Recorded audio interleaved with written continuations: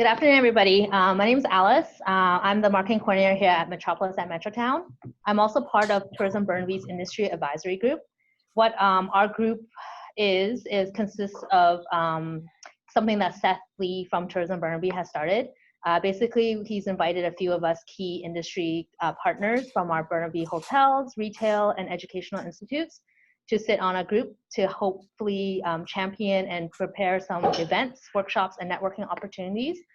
In particular, during this time with COVID-19, that we can all still stay in touch somehow and hopefully benefit the community.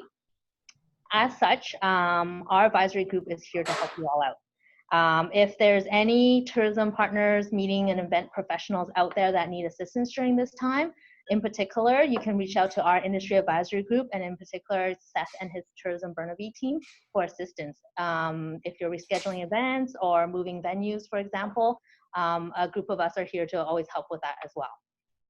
I also want to let you know that our Tourism Burnaby Industry Advisory Group consists of Seth Lee, myself, Jordan Ekman from Hilton Vancouver Metrotown, Beck Shamsiev of the Executive Suites Hotel, and Adrian Lim of Canadian University Council of CIOs.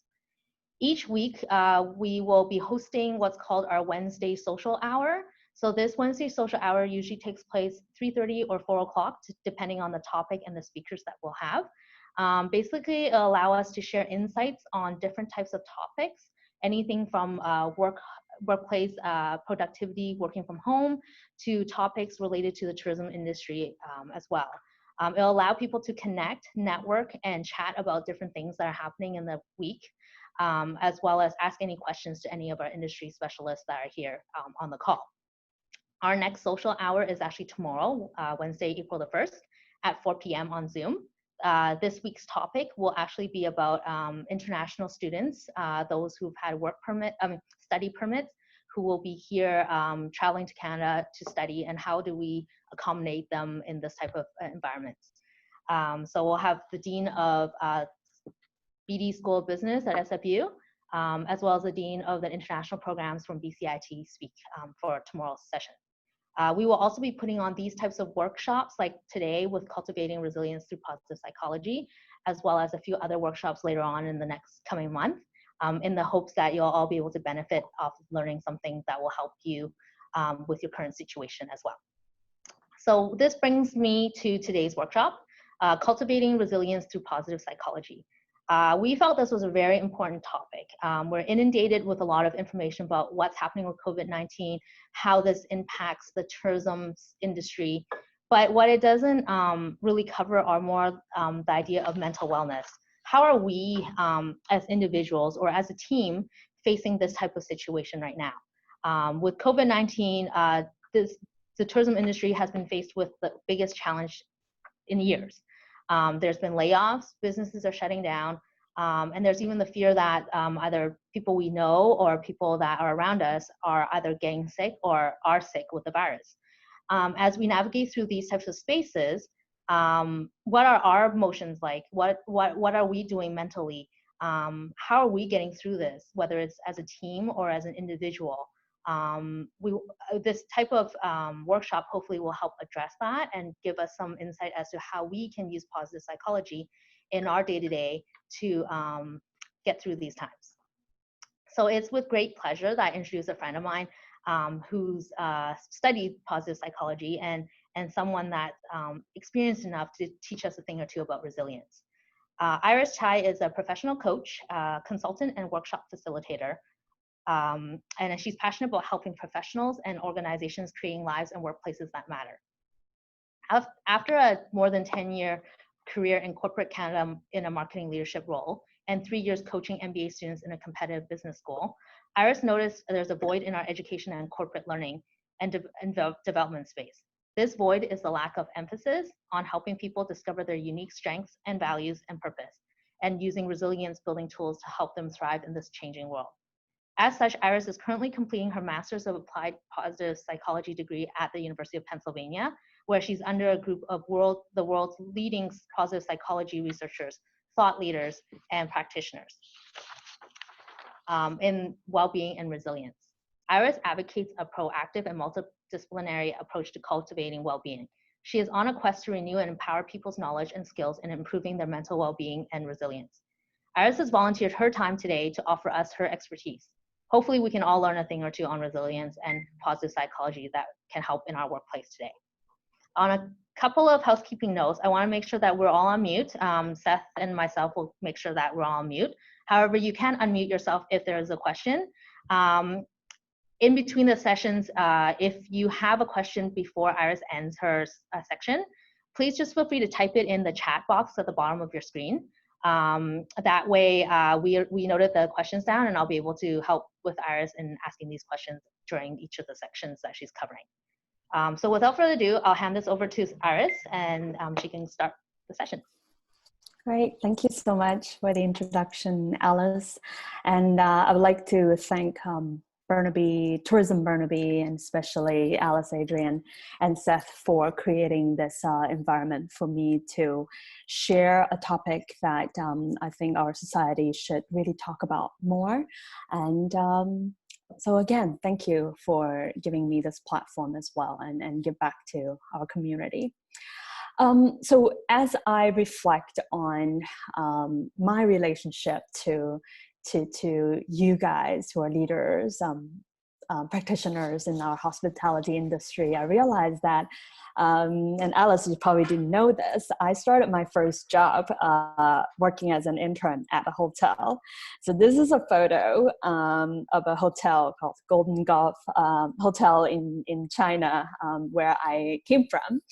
And I worked in the business center for a summer, or maybe like 1 or 2 months. So that was really fun. And outside of that, I love to travel. And this is a photo of me in Iceland, some ice field that I don't remember the name of. And so tourism, hospitality industry has been really, really close to my heart. At a certain point, actually, I almost did my undergrad in that area. So I really, really feel for the type of hardship that this industry is going through right now. And I'm really pleased to be able to share some tidbits about how we can cope in this difficult time. So just to expand a little bit more on my journey so far, I think some of the transitions in this journey could paint a bit of a picture or illustrate certain points in what I'll cover later. So this is where I met Alice, actually. I'm going to date myself. Almost 20 years ago, came from China, do my undergrad at SFU, majoring in marketing and HR. And then I've worked in 2 different industries. I've eventually got tired of working in HR because it's too admin focused. So I did a big change and switched into TELUS, where I spent about 7 years in marketing. So near the end of my 7-year career, I felt that I kind of got tired of selling phones and rate plans, and I discovered the field of professional coaching. And that's when I realized that it's really important for us to know about what is really important to us, our values, what is important in our society, what are some problems that we really want to solve and play a role in. So I felt that coaching is really a good tool that I could learn to help more people with that. Funny enough, as that kind of dream or it was kind of like germinating in my head, that hit the financial crisis in 2015. So I was laid off at TELUS after 7 years. Luckily, I already went through that self-discovery. I know what's important to me. I know what path I was going into. So I decided that I'm not going to look for a job in telecom anymore. No more marketing for myself. I want to do my own thing. It's kind of naive though, because just replacing a full-time income with something freelance and as a coach in training is actually not quite realistic. So I was pretty lucky that this company, Right Management, who offered me career transition support, happen to have a role that is a great fit for me as a career consultant. So that's how I started my experience helping people with career transition after they have been laid off by their organizations. And through a bunch of other unplanned events, I went out to meet a lot of people. I don't want to bore you with that. The UBC opportunity came out. So since about 4 years ago, I started working at Sauder School of Business, supporting MBA students, largely an international population, with their own career transition, their own career change. And in that whole journey, of course, there's a lot of confusion, a lot of pathfinding, and that's why I also started another company on the side called Bolt Careers, where we help people with that career wayfinding by adopting more of a business model approach, thinking about yourself as the owner of your startup, like you're a product, and how do you go to market? How do you sell yourself? What is your value proposition? Because I really believe that when you think from that mindset, you have more agency, more motivation to take control of your own life. So after a while, I realized that, okay, having that path doesn't seem to be enough. Knowing the direction is one thing. People still need to have the resilience, the motivation, the grit to pursue it, to make it happen. And that leads to my pursuit of the Master of Applied Positive Psychology. So a lot of the information I'm sharing today, obviously, is from this domain. And I hope that you'll find some of them useful. So let's dig in here. First of all, we're talking about psychology. So obviously we would like to know how you're feeling. We talk about emotions. And we know you're going through a difficult time, or at least some of you. So I would like to invite you to check in a little bit with yourself, to become a bit more present. So I'm going to activate a poll, and I wonder whether, Seth, you mind helping me type in the link at the top, paulapp.com/Iris Cai 769. So you could type in that in order to start this poll. Alternatively, you can use your cell phone as well to send a text in order to join this poll.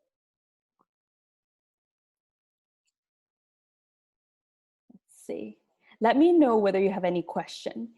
I believe when you get in, you do have to agree to the cookie policy first by clicking agree, and then you enter your name. We will not see your name. Everything is anonymous. And I just would love to see a couple of the emotions or feelings, related words entered, and those answers would appear on here right away. Can anybody see it? Is it activated, by the way? I believe it is. It should be coming up. Iris, I just opened the link, but nothing's coming up. It just says welcome to Iris. Okay, I just click another one. Okay, it does now, right? Okay, good. Sometimes the button toggling is a bit weird. So you should be able to see the question on your browser. How are you feeling? Too? If you think, okay, this is not what I want to enter, you could clear your response and enter something else instead too. Got it.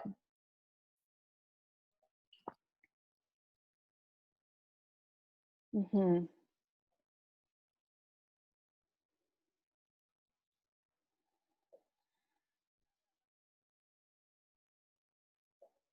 Okay, feel free to enter as well, Seth, Alice. Love to hear what you guys think. It's scattered.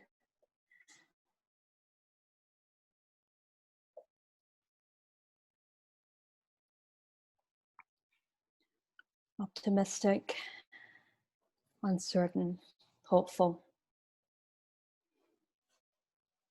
Good. I believe you guys are all done.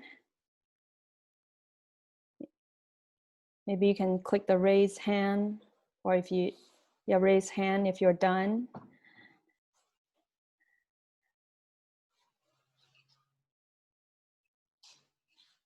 All right, I'm gonna just lock this right now.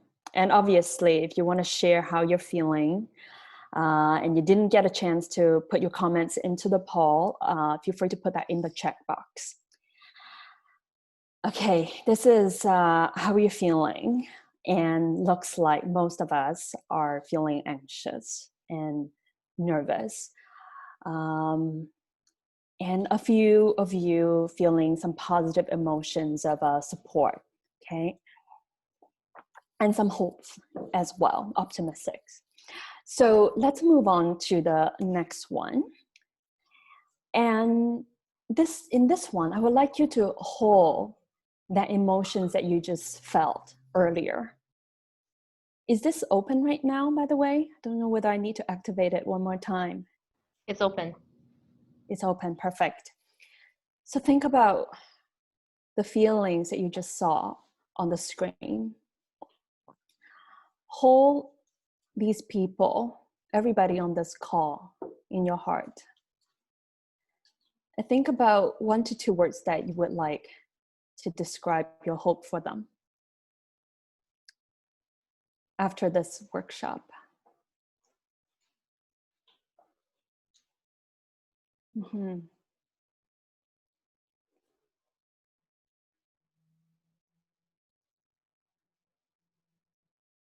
Trust, supported, healthy.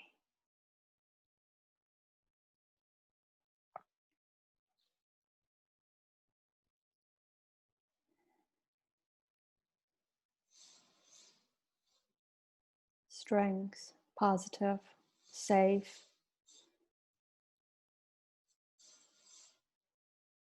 Yes, together.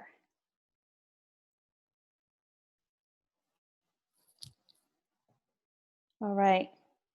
So it looks like you guys all get the drill. A bit more. Collaborative. Anybody else want to add? All right, I'm going to lock this one as well. Thank you for participating here. Looks like healthy is a big one, staying at home, containing the spread of the virus. And I see a lot of that trust and support that we would like to let each other feel. So I know this is a very different platform. A lot of you probably don't know each other. I heard there's someone dialing in from Edmonton even, which is amazing. So I hope that this word cloud can help you all feel that even though you're not seeing each other physically, this is our hope for you. And we have weaved a very strong social fabric together thanks to the colleagues over here, and we're going through this together. Now, moving on to our agenda today, I'm going to go through 3 big chunks of information. First of all is the topic of post-traumatic growth, which is very closely related to resilience. Just to set a big umbrella picture, big picture for you guys. And then I'll go do a general resilience overview to share some general tips. And then we'll do a deep dive on how we build our resilience through our thinking. I know you're all probably in a different pocket of the hospitality industry, of the tourism industry. So I believe something has to do with our thinking style, the way we interpret our situations could be something you could apply in almost all areas of your life, personal, professional. And then at the end, we'll have the discussion or Q&A. All right. So post-traumatic growth. Some psychologists use this metaphor that it's like a gift that's wrapped in a barbed wire. It's a kind of growth in your character, the way you view things, that comes from suffering. It comes from struggles. And this is a bit of a textbook definition. it is a positive kind of a psychological change that come from struggle with highly challenging circumstances. It could be a layoff for some people. For others, it could be a divorce. Obviously, what we're going on right now, which is so systematic, it could be even worse than like a recession for some, is it's very traumatic. So I would like to share this concept just to instill some hope that post-traumatic growth is possible. And psychologists have been studying what led to post-traumatic growth, just to give you some general idea. Adversity or trauma can sometimes also feel like a door that is slammed in our face, and it's really difficult to see a way forward. So we're also hoping that the skills that we share today can give you some, almost like some inkling, some inspiration on how we can open other doors to foster that psychological well-being that we're hoping to cultivate for all of you. So like I said earlier, a lot of the tools I would like to share today has to do with thinking. So in the psychology terminology, it is the cognitive process that we would like to take a look at. So based on research, there are 3 big types of cognitive processes that are involved in those people who manage to survive and then thrive after a crisis.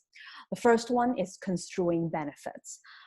What kind of good things can come out of this process? Secondly, it's about finding meaning, and we'll get into those in more detail. The third one is building optimism. So I'll go through them one by one as a general overview.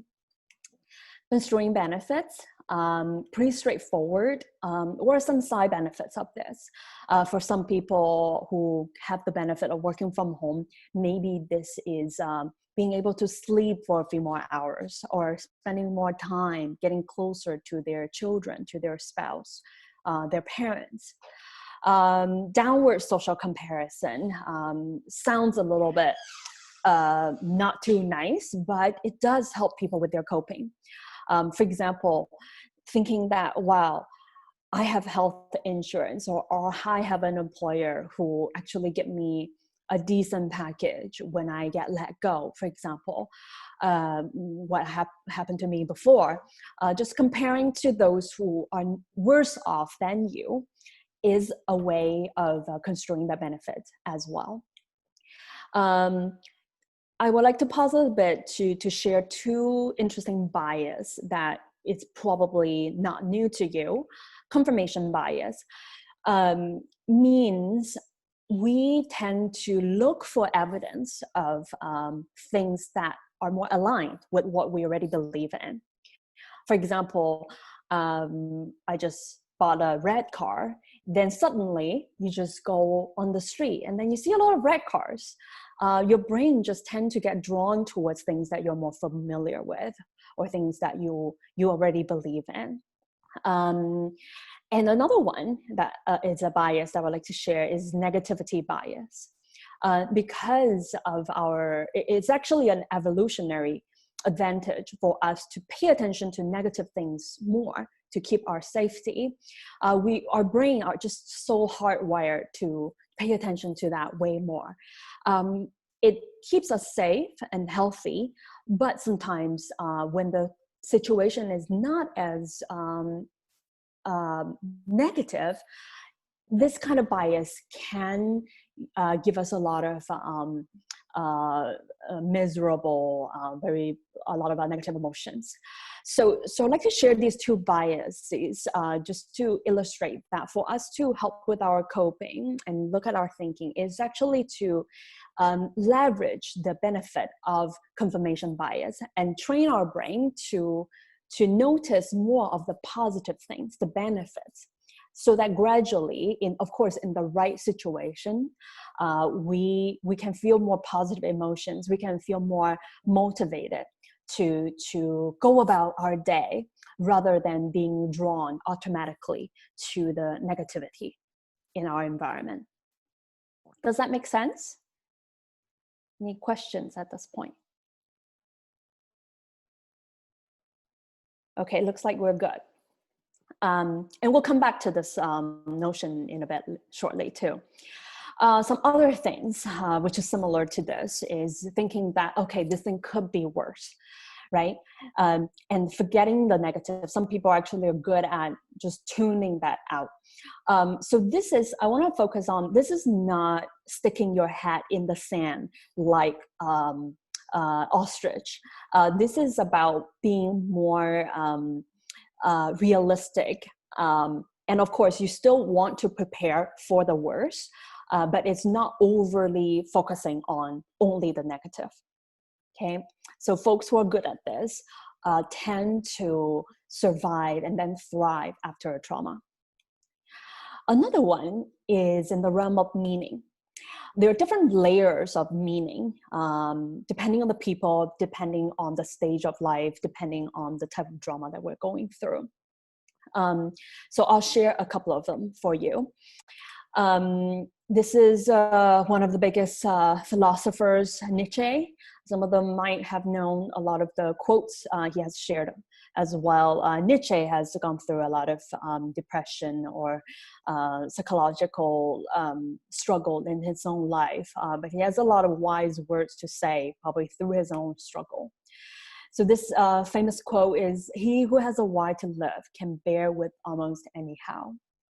What it's trying to say is when we have more of that guiding purpose, or at least it can be a little problem that we would like to help address in the world. For example, like the team here, Tourism Burnaby, they have a lot of their fires to put out, but people like Seth, Adrian, Alice thinking that, but I want to do something for our community though. This kind of outward focused thinking can temporarily remove them from ruminating on their own personal struggles. And that is something that can sustain them more. But obviously, Nietzsche is a philosopher. What does he know about mental health or psychology, right? So let's look at what psychologists said about this topic. This is a psychiatrist, Viktor Frankl, who actually survived the Holocaust. He was at the concentration camp before, and being a psychiatrist, he started paying attention to who are the people who just managed to survive such a dire situation in the concentration camp. And he actually later even invented logotherapy, which is a kind of therapy to help people who have dealt with trauma. So one famous quote Dr. Frankl come up with is, "Everything can be taken from a man but one thing, the last of the human freedoms, to choose one's attitude in any given set of circumstances, to choose one's own way." And this just illustrates the importance of that mindset, the perspective that we want to use to view our situation. Or do you have something that we can control? And that is our attitude, how we interpret a situation. Because of time, I'm not going to go into the quote at the bottom, but again, it has to do with that mission, that outward focused kind of mentality. Become more outward focused when focus on other people, and that also helps us with our coping. Religion, spirituality have also been found to be really important in helping people to cope. Those who are religious tend to think that, okay, this has to do with maybe God's plan or somebody bigger than myself. And there's a reason in this event happening. So they tend to be able to accept the situation more and be at peace with it. A lot of us are not religious. You can be spiritual, or you could just at least feel that you are connected to a larger whole. Okay, it doesn't have to be something that is really, really spiritual or has to do with say the universe. It's just that mentality that, okay, I'm connected with a larger whole, with a community. And this, again, that social fabric, that same kind of mindset helps people feel more supported. And earlier on, as you can see, the word cloud has many, many repetitions of the word support. And this kind of feeling helps people cope as well. The last one, which is what we're actually going to spend more time today, is how you interpret a situation. And specifically, the psychological term is your explanatory style. Whenever there's something tough happening to us, we tend to ask why, like, why me? Why the tourism industry? Like, why coronavirus? Like, why is this happening? And what can we do with this? And the explanatory style is how we attribute this event to.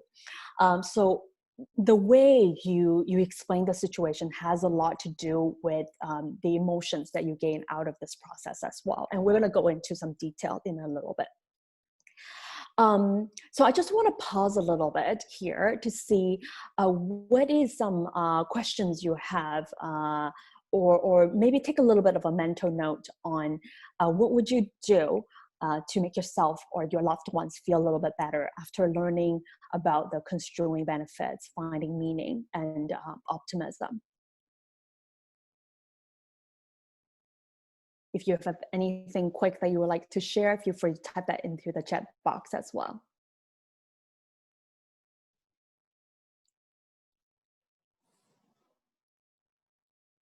Anything? No? Or no questions?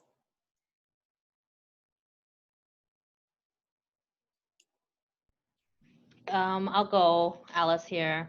I think our biggest takeaway is actually even something like today, that we are here listening to you, as well as I think being able to connect as an industry and provide guidance. I think that's a big one. Like you said, we're trying to find our own meaning, and our industry advisory group really came together this last 2-3 weeks to really kind of put things together and try to reconnect our community that's been through some layoffs, and some who've been through business closures. So really, at the end of the day, we're trying to be that hope as well, and we're trying to share that hope with others so that they can know that they're not alone in all this. Amazing, thank you. Yes, and I think for you're finding that meaning, and you seem to have perceived a benefit, a side benefit that come out of this crisis as well. Awesome. So moving on to the topic of resilience. So resilience means the capacity to adapt successfully to adversities. And I would like to note that resilience is not just a kind of trait that whether you have it or not. It is something that could be cultivated. It could be a kind of behavior, a series of behaviors, a kind of way we think, or a kind of emotions that is generated in that process. So without going into a ton of details, I would at least like to let you take away with this overview. So based on decades of research on resilience, there are 8 main factors that helps people cultivate their resilience. The first one is self-awareness, knowing what is important to you, knowing your strengths, self-regulation, optimism. These all have to do with how we control our thinking, right? Knowing that, okay, you know what, like I'm really drinking 1 bottle of wine every night because I'm just don't want to deal with what's going on at work, but it's time to stop. Enough is enough. I need to buckle up. That is regulation, right? Optimism, we'll talk about more. Connections, what's happening in this today is an example of that. You do want to stay connected with people. Mental agility is the ability to agilely solve problems, get unstuck, which has to do with optimism as well. Self-efficacy is believing that you can create change in your own life. This can come from your community. This can come from self-awareness and coming from your own ability to self-regulate as well. Positive institution. Tourism Burnaby is an example of positive institution. Your own organization who may have been supporting you in this difficult time is a kind of institution. We need organizations to be almost like an organizing force to help other people in the community feel resilient. The last one over here at the bottom is biology. Like our body is actually predisposed to be more positive. Some people are just more gregarious, more happy than the other. Some people do tend to be a little bit more, negative, or tend to see the glass as half empty. But there are things I could do to change that. For example, exercising. Flood your brain with dopamine.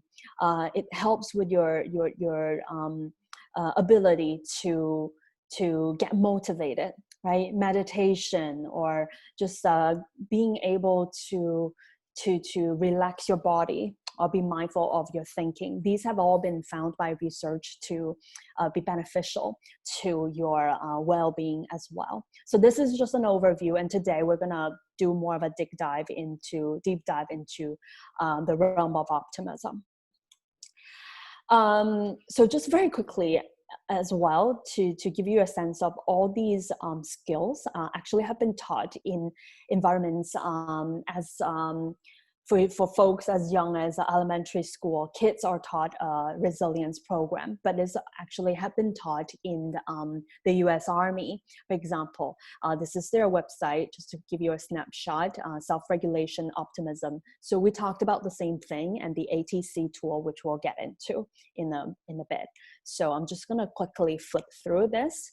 And this kind of resilience skills training has been proven to improve well-being and also reduce the anxiety, right? The anxiousness that we were talking about earlier, that we are all feeling right now.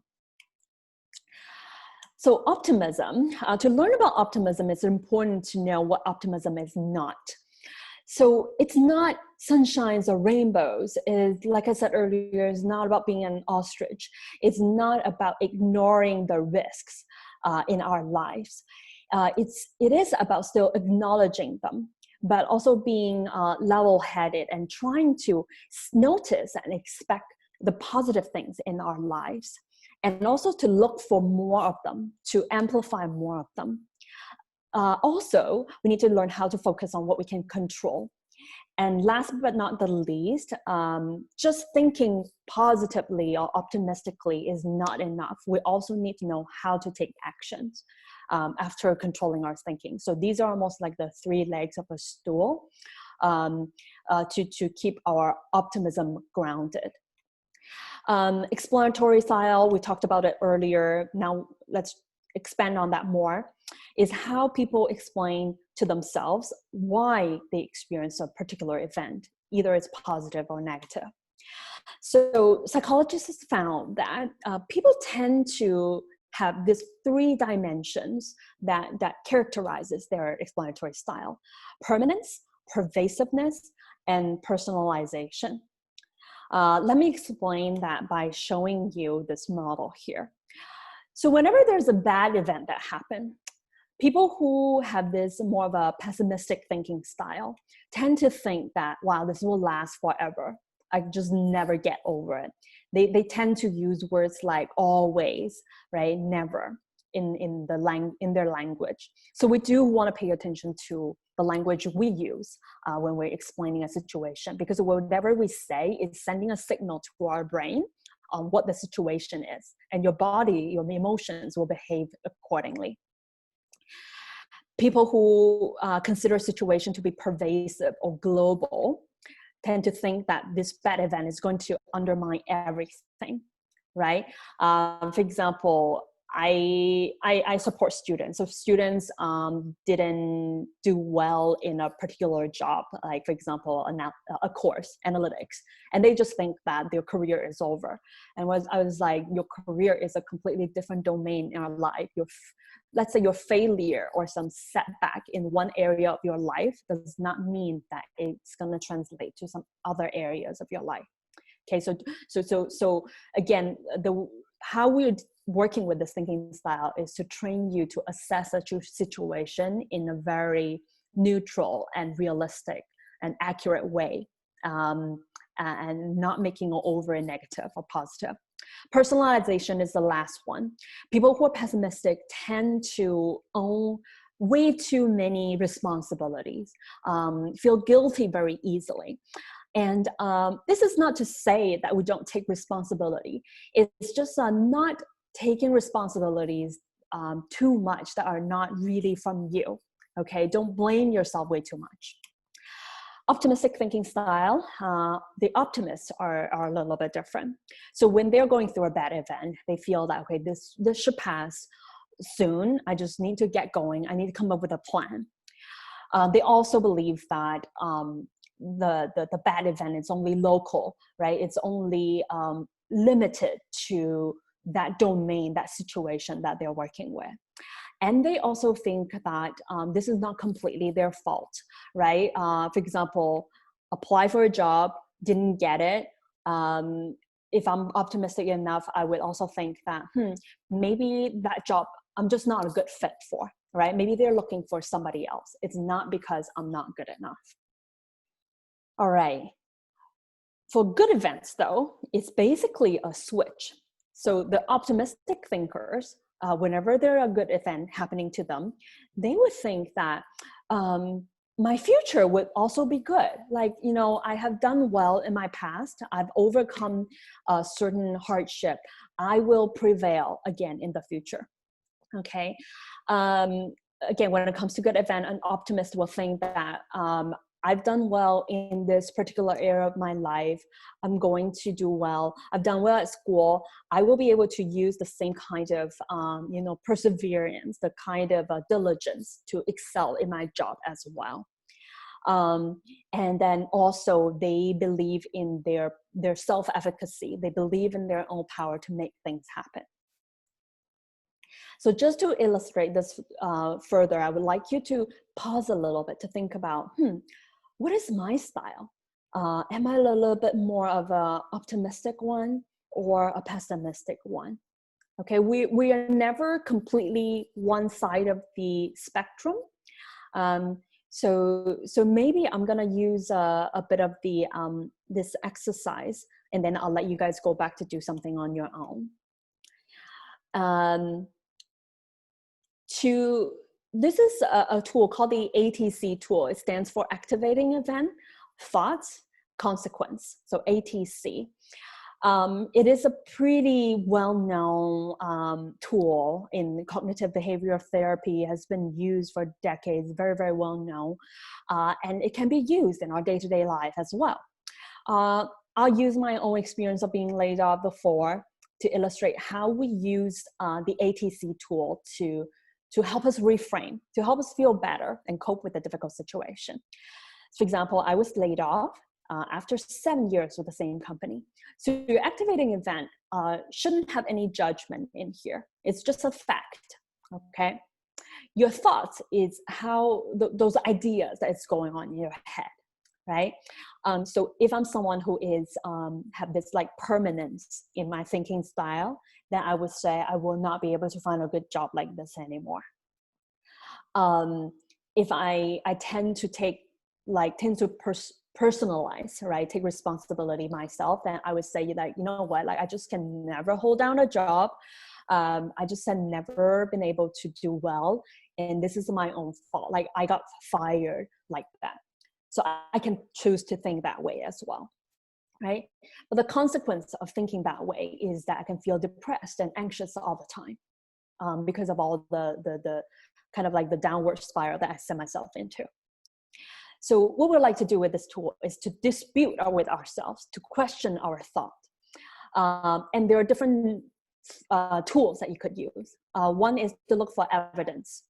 And there are almost like some prompts that you could use. For example, this is not true. It's not true that I will never be able to find a good job like this, right? Look at so-and-so. Lots of people who were laid off from TELUS before managed to find great jobs. And I can be like that too, as long as I work hard. Alternatively, maybe sometimes you can look for alternatives in the situation too. Maybe this path of telecom no longer worked for me. I actually have been thinking about some other paths as well. So a more accurate way of seeing this is that there are some other ways for me to continue a great career.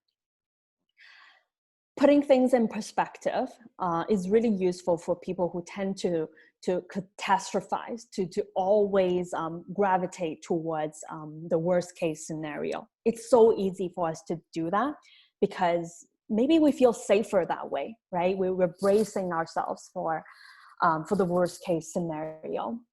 However, we could put ourselves into misery as well. And our recommendation is that you also think about what is a more likely outcome and then come up with a plan to pursue that. So this could be an example, right? Describe a situation like being laid off and thinking that, okay, you know what, I'm never be able to find a job. Worst case scenario is that, yes, I will not be able to find a good job like that. But there's a best case that may not be, it could be unlikely, is that I'll find a job like within 3 months. It would be super quick. People will be hunting me down. And then what is the most likely situation? The kind of like that in between is that I work hard, I'm gonna go out to do networking, or I go out to get a lot of support from people. And I will be able to find something that I like, that is realistic at that time. And then because of that, I come up with a plan in step number 5. Whenever we have actions, we have some more concrete goals, we can draw our attention to those and then keep going rather than ruminating. And rumination has been found to lead to depressive symptoms, anxious symptoms. So I would like to send you to do an exercise, just a quick exercise, just to lock down these ideas that we just learned. You could choose to write it down, think about it in your head, or maybe just type it out on your computer. Maybe give you 2 minutes. So first of all, is identify an activating event that upsets you. It could be big or it could be small. What are some underlying thoughts that upset you? And you can think about that dimension. How did you feel, or what did you do as a result? Some emotions or some actions that comes out of that. And then I would invite you to try to dispute using the tools that I have in step number 4. If you find it really, really difficult, that's fine. At least come up with the top 3, because at least you articulated the thought that's behind an activating event. If you have any questions, feel free to pop up in the chat box and ask us.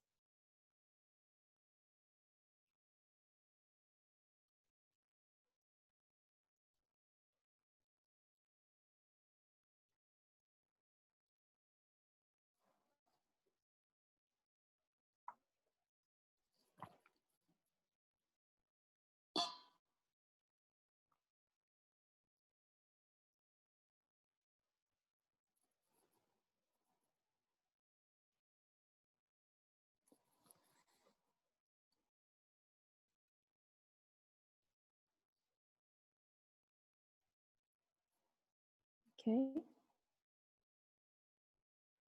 So Seth just shared one.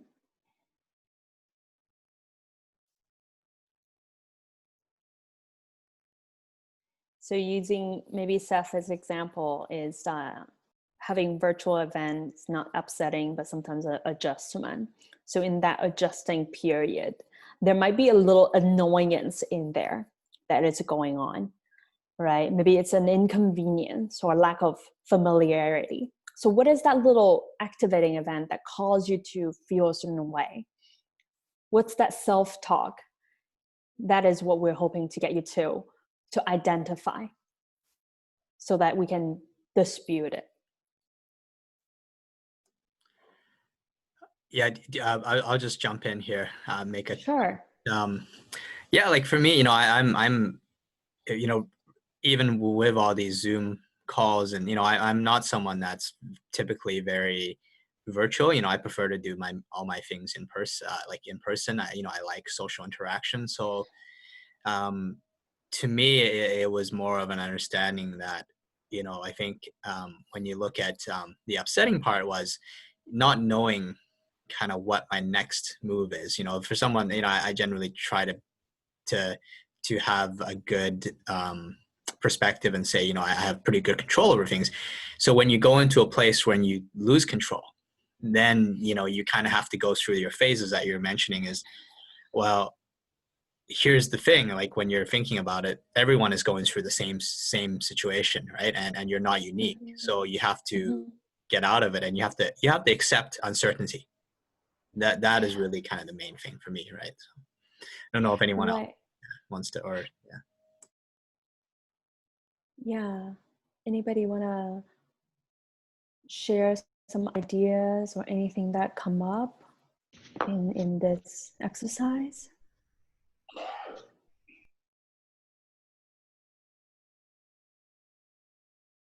No?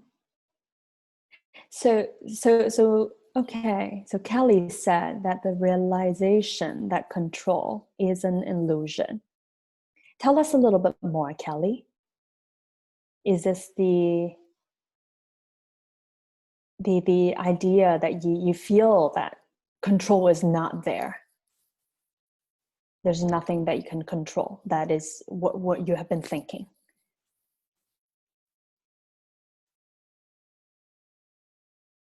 So to help you harness that, and it is, first of all, is to acknowledge that there are so many things that you cannot control. And I think, Seth, you were talking about that, right?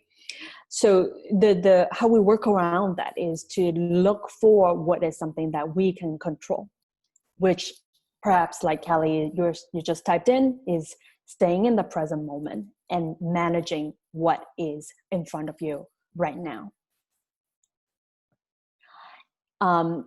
If you have some kind of goal or some kind of hope, and feel free to answer here, Kelly or Seth, that is out there in the horizon, maybe medium term, long term, what is something that you can do right now to help you progress towards that goal,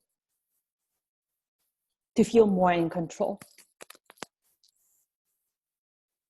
helping others? Yeah, that's a great one. Yeah. And you are also in need of help. And that one thing, perhaps, Kelly, is to let people know then what exactly that help looks like. What would make you feel good? What is something that you don't know? And being able to ask for support, to be vulnerable, to say what you don't know is in itself a kind of courage. And it actually invites other people to almost like realize their own potential by supporting you as well. I'm not sure whether that kind of addresses some of the stuff that you're thinking about, and we can come back to that later too. Anything you want to add? Seth, you seem to want to say Iris, something? maybe I can provide a little bit too.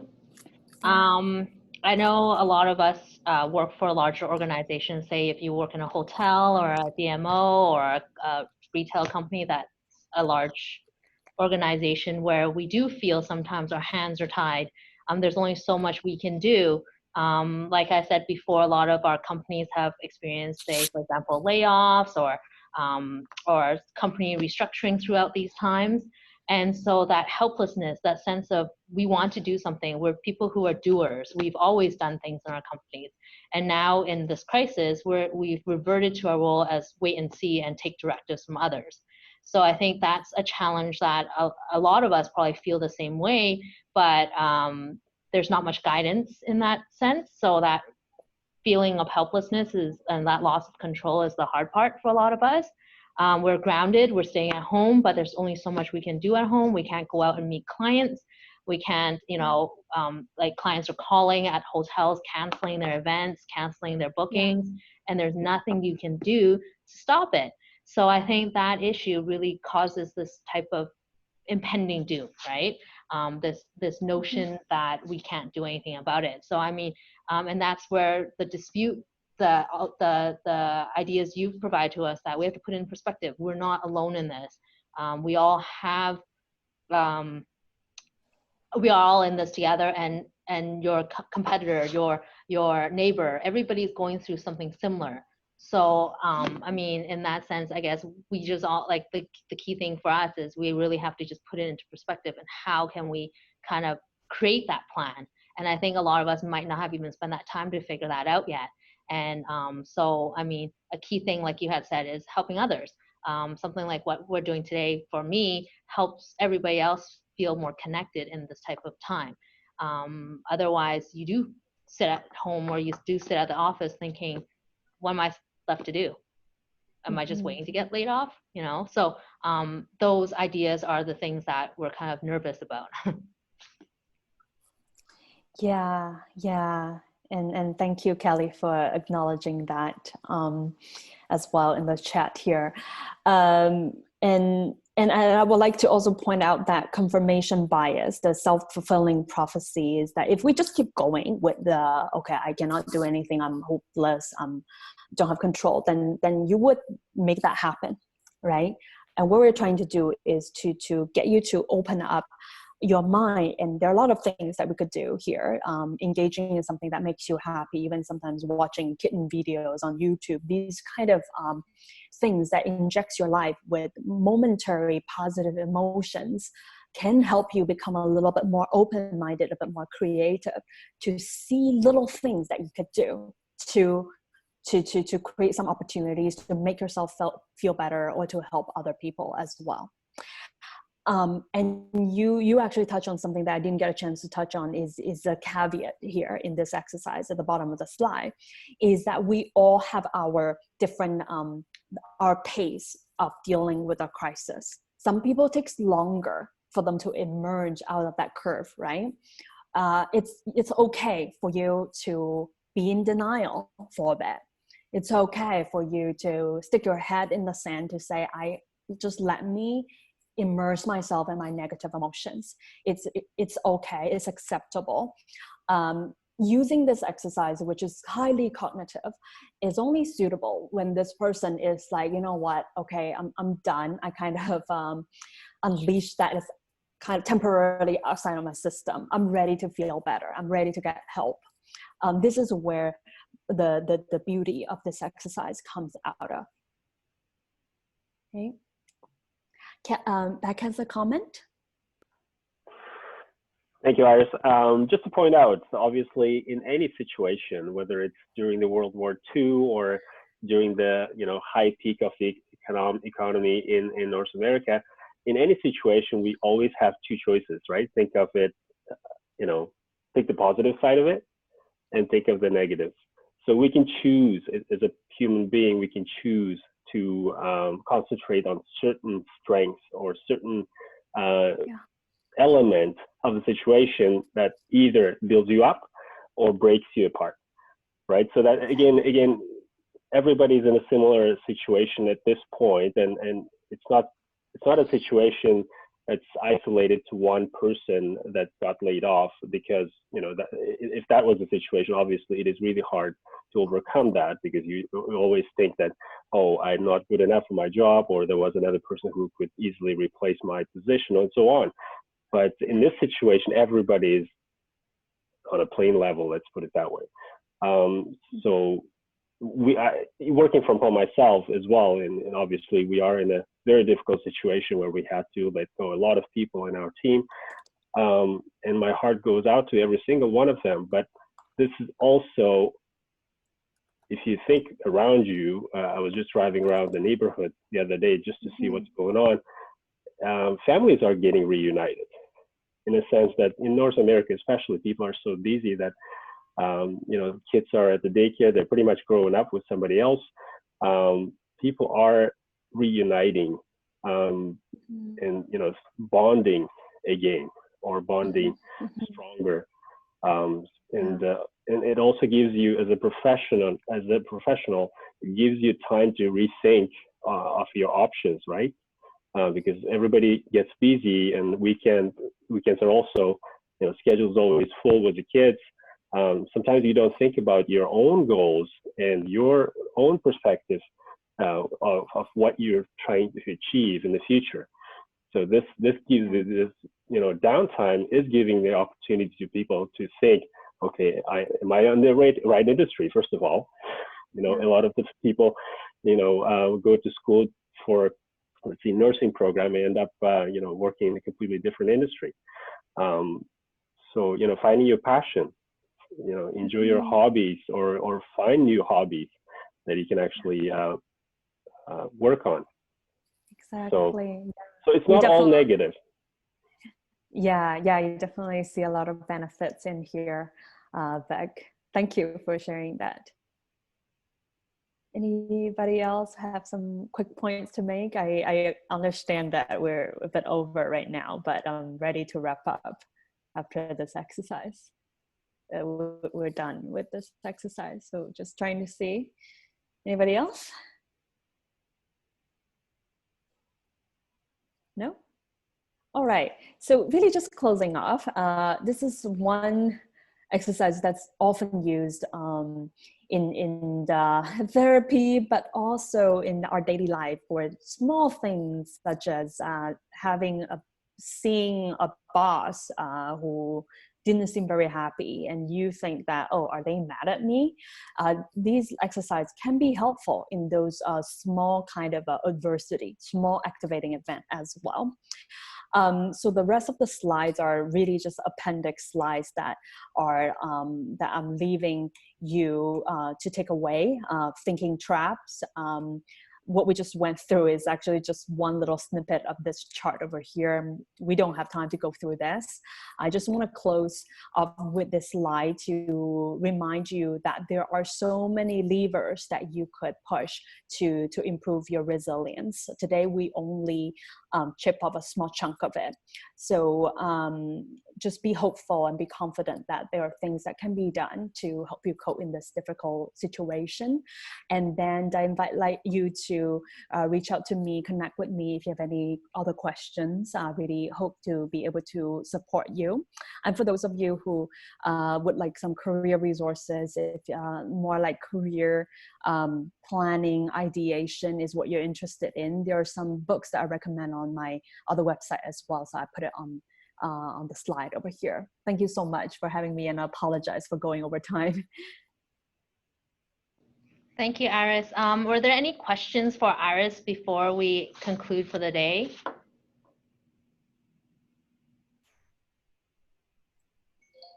You can, if you do, you can either type them in the chat box or you can unmute yourself. Just double checking before we wrap up.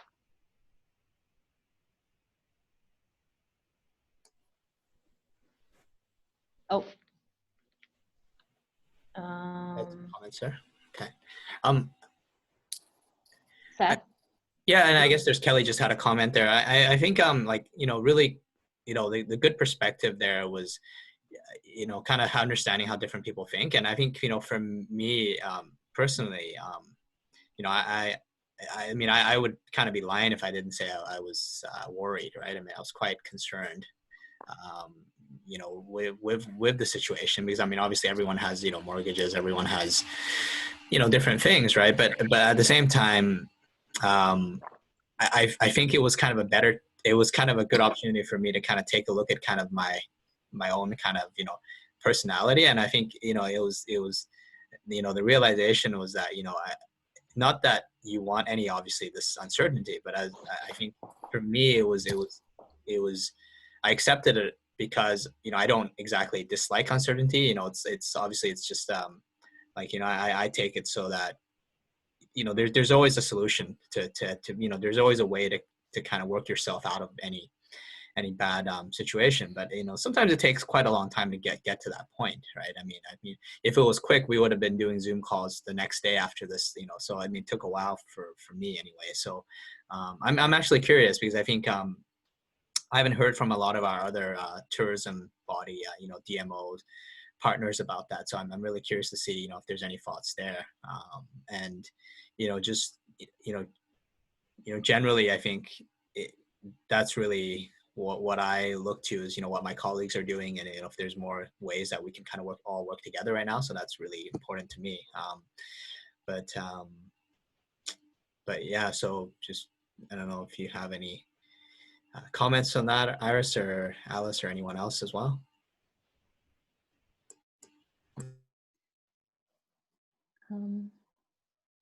No, I'm good. Really, yeah. So just to wrap things up, Kelly had the question about asking if we'll be doing this again. I think for now we've recorded this session and we'll be posting it. So anybody that's interested in hearing it and missed Iris's session today can actually download it or stream it. We will have this posted on LinkedIn, and we'll share the link for it within the week.